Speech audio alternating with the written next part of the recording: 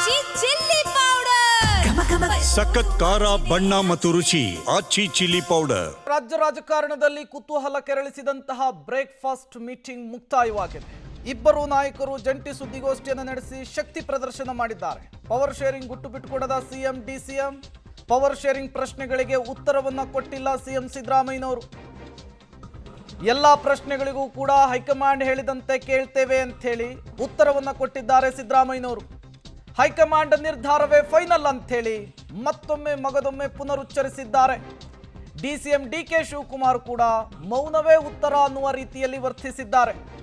ಏನೇ ಕೇಳಿದ್ರೂ ಕೂಡ ನಗು ನಗುತ್ತಲೇ ಡಿಸಿಎಂ ಡಿಕೆ ಶಿವಕುಮಾರ್ ರಿಯಾಕ್ಟ್ ಮಾಡಿದ್ದಾರೆ. ಈ ಮೂಲಕ ಪವರ್ ಶೇರಿಂಗ್ ಗುಟ್ಟು ಇವತ್ತಾದರೂ ರಿವೀಲ್ ಆಗುತ್ತಾ ಅನ್ನುವಂತಹ ಪ್ರಶ್ನೆಗೆ ಇಲ್ಲ ಅನ್ನುವ ಉತ್ತರ ಸಿಕ್ಕಿದೆ.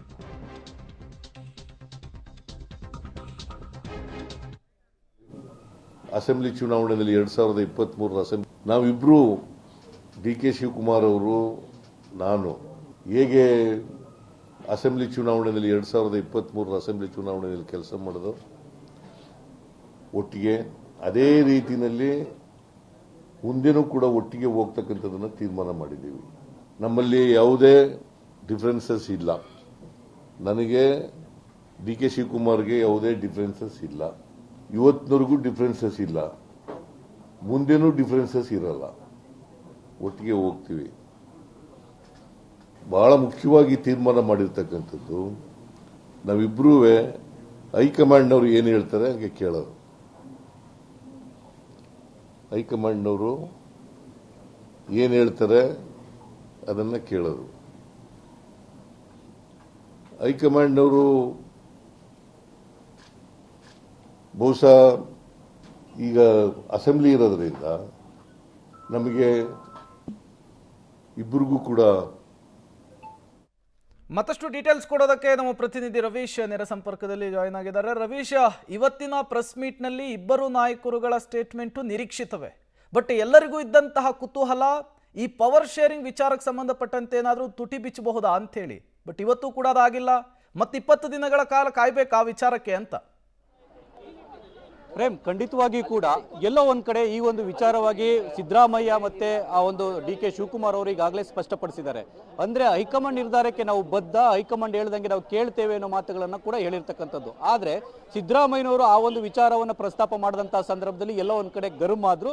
ಇಲ್ಲ, ಅದನ್ನೆಲ್ಲ ಹೇಳೋದಕ್ಕೆ ಆಗೋದಿಲ್ಲ ಅನ್ನೋ ಅರ್ಥದಲ್ಲೇ ಅವರು ಮಾತನಾಡಿದ್ರು. ಆದ್ರೆ ಡಿ ಕೆ ಶಿವಕುಮಾರ್ ಅವರು ಈ ಹಿಂದೆ ಮುಖ್ಯಮಂತ್ರಿಗಳು ಏನು ಒಪ್ಕೊಂಡಿದ್ರು ಅದು ಆಗ್ತದೆ, ಆಗ ಅವರಂತೆ ನಾನು ನಡ್ಕೊಳ್ತೇನೆ, ಅವ್ರು ಹೇಳ್ದಂತೆ ನಾನು ನಡ್ಕೊಳ್ತೇನೆ, ಈ ಹಿಂದೆನೂ ಕೂಡ ಹೇಳಿದ್ರು ಅನ್ನೋ ಮಾತುಗಳನ್ನು ಕೂಡ ಒಂದು ರೀತಿಯಲ್ಲಿ ಹಿಂಟ್ ಕೊಟ್ಟರು ಪರೋಕ್ಷವಾಗಿ ಅಷ್ಟೇ.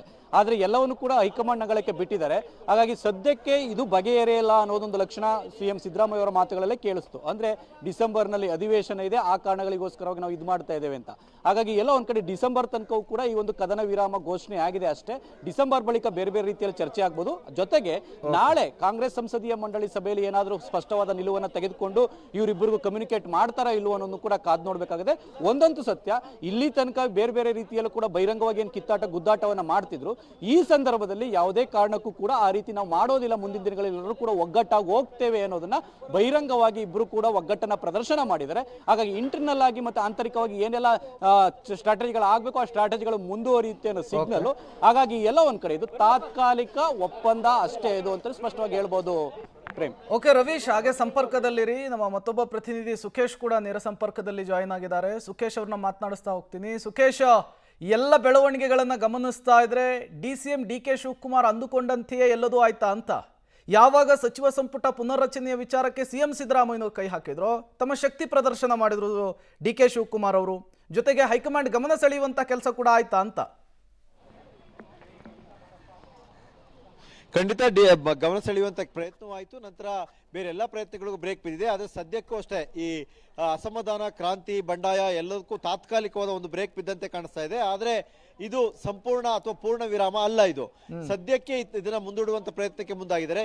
ಹಿಂದೆಯೂ ಕೂಡ ಹಾಗೆ ಕ್ಯಾಬಿನೆಟ್ ರೀಶಫಲ್ಗೆ ಯಾವಾಗ ಸಿಎಂ ಕೈ ಹಾಕ್ತಾರೋ ಆಗ DCM DK ಶಿವಕುಮಾರ್ ತಮ್ಮ ಶಕ್ತಿ ಪ್ರದರ್ಶನಕ್ಕೆ ಮುಂದಾಗ್ತಾರೆ. ಅದು 2.5 ವರ್ಷ ಮುಗಿಯುವ ದಿನವೇ ಕೊಟ್ಟ ಮಾತನ್ನ ನೆನಪಿಸುವ ಮೂಲಕ ಮತ್ತೆ ಶಾಸಕರು ದೆಹಲಿ ಪ್ರವಾಸಕ್ಕೆ ಹೋಗುವ ಮೂಲಕ ಈ ಒಂದು ಎಲ್ಲ ಚಟುವಟಿಕೆಗಳಿಗೆ ಚಾಲನೆ ಕೊಡ್ತಾರೆ.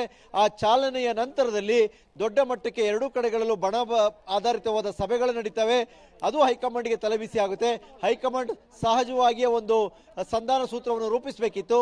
ಎಲ್ಲಿಂದ ಶುರುವಾಯಿತೋ ಅಲ್ಲೇ ಸರಿ ಮಾಡಬೇಕು ಅನ್ನುವಂಥ ನಿಟ್ಟಿನಲ್ಲಿ ಬಹುಶಃ ಇಬ್ಬರು ಕೂತ್ ಮಾತಾಡಿ ಸರಿ ಮಾಡ್ಕೊಳ್ಳಿ ಅನ್ನುವಂಥ ಸೂಚನೆ ಕೊಟ್ಟ ಹಿನ್ನೆಲೆಯಲ್ಲಿ ತಾತ್ಕಾಲಿಕವಾದ ಶಮನವಾದುವಂಥ ರೀತಿಯಲ್ಲಿ ಒಂದು ಸಭೆಯನ್ನ ಬ್ರೇಕ್ಫಾಸ್ಟ್ ಮೀಟಿಂಗ್ ಅನ್ನ ಸಿಎಂ ಹಾಗೂ DCM ಇಬ್ಬರು ಕೂಡ ಇವತ್ತು ಮಾಡದಂತೆ ಕಾಣಿಸ್ತಾ ಇದೆ. ಪ್ರೇಮ್, ಸುಕೇಶ್, ಬ್ರೇಕ್ಫಾಸ್ಟ್ ಮೀಟಿಂಗ್ ಮುಗೀತು, ಎಲ್ಲವೂ ಕೂಡ ಅಂದ್ಕೊಂಡಂಗಾಯ್ತು. ಈಗ ಚೆಂಡು ದೆಹಲಿ ಅಂಗಳದಲ್ಲಿದೆ.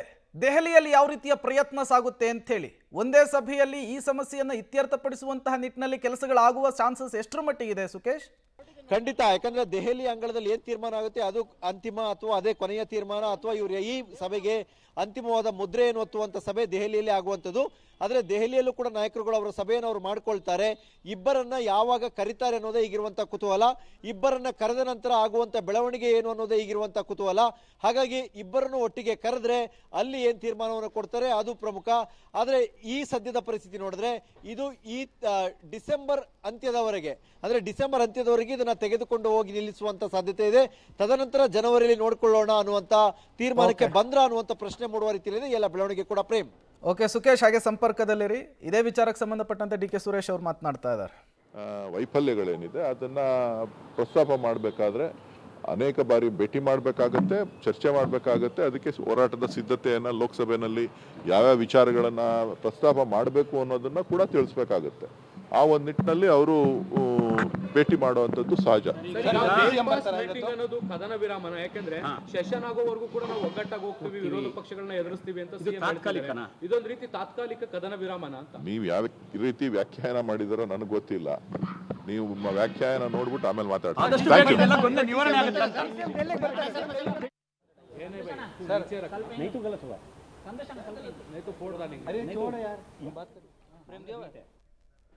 ಇದು DK ಸುರೇಶ್ ಅವರ ಮಾತು. ಸದ್ಯಕ್ಕೆ ಕದನ ವಿರಾಮ ಬಿದ್ದಿದೆ. 20 ದಿನಗಳ ಕಾಲ ಇದೇ ಪರಿಸ್ಥಿತಿ ಇದೆ. ತದನಂತರ ಏನಾಗುತ್ತೆ ಅನ್ನುವಂತಹ ಕುತೂಹಲ ಇದೆ. CM ಸಿದ್ದರಾಮಯ್ಯನವರು DCM DK ಶಿವಕುಮಾರ್ ಏನೋ ಕದನ ವಿರಾಮವನ್ನು ಘೋಷಣೆ ಮಾಡಿದ್ದಾರೆ.